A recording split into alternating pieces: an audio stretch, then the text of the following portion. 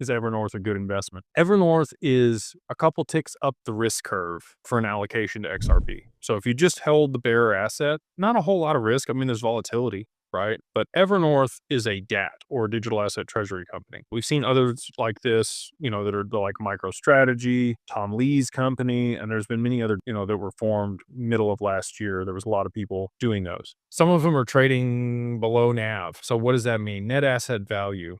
That means their share price is actually trading lower than a 1-to-1 with the amount of assets that they're holding. That's the problem with the DAT. It can trade below the net asset value and can also trade above the net asset value. It's kind of like a levered play on whatever the underlying asset is. So if you wanted an exaggerated position on XRP, if you thought it was going to do well, and you thought that the company could manage its treasury well and generate returns and, walk back and forth between buying the stock and buying the asset and raising debt on the open market, then it's probably a good investment. But again, you're going to need a higher risk tolerance if you're participating in a DAT versus holding the XRP itself, because XRP is always going to be a 1-to-1. ETFs are always going to be a 1-to-1. Evernorth is kind of a moving target. It could trade below NAV and it could also trade, above NAV.